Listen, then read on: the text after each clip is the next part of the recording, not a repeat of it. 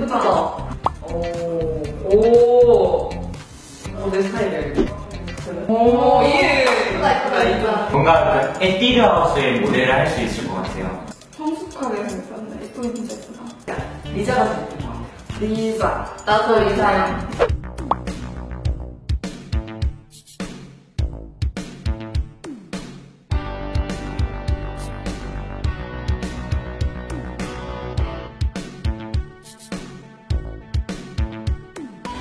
Kamakailan lang na number 6 si Liza sa isang worldwide survey ng 100 most beautiful faces kung saan nagtap ang mga bituin mula Korea at United Kingdom.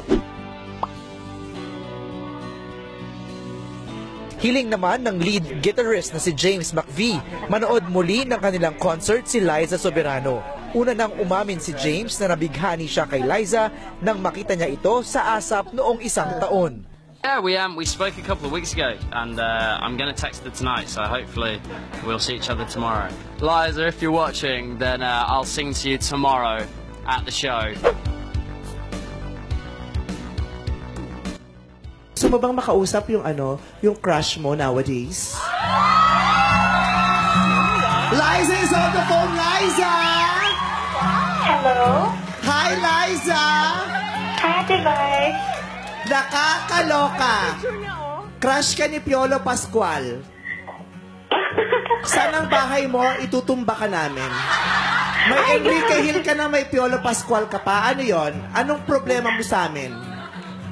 Hindi ko po alam. Ang ganda ni Liza. Iya, di ba? Naganda, di ba? Tinawag niya akong tito eh. Tito Manila ka. Nandito siya, Liza, naririnig ka niya. Excuse me po? Sige, daan ka na. Hindi, nandito si Piolo, naririnig ka niya, Liza. At hindi ko malak kung nakikinig o nanliliit. Ano bang nararamdaman mo, Piolo? Lahat-lahat. Lahat-lahat. Sabi kasi ni Piolo, for sure, ayaw sabihin kasi nahihiya siya ngayon na naririnig. Gandang-ganda daw siya sa mukha mo. I told her that. Sinabi ko sa kanya yan. Nasabi na pala, kalimutan mo na yung sinabi ko, Liza. Nasabi niya pala sa'yo yan. Anong pakiramdam na gandang-ganda sa'yo si Piolo? Hindi ko po ma-explain. Sila isiya na ako. Sige, i-explain mo in essay form using 140 characters. Ba't hindi mo ma-explain?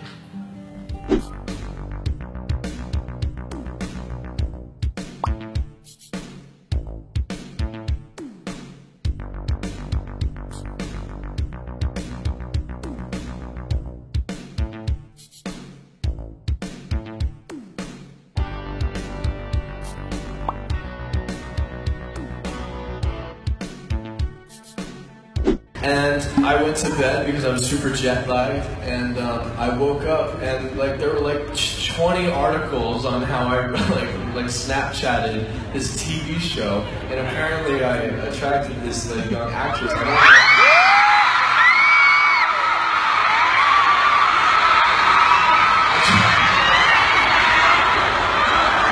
I sent her the invite.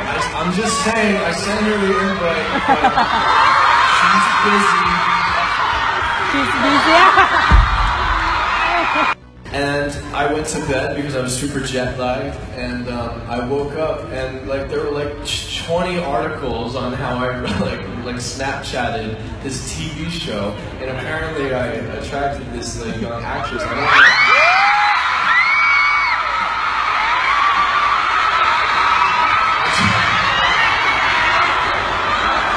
I sent her the invite. I'm just saying, I sent her the invite. She's busy. She's busy.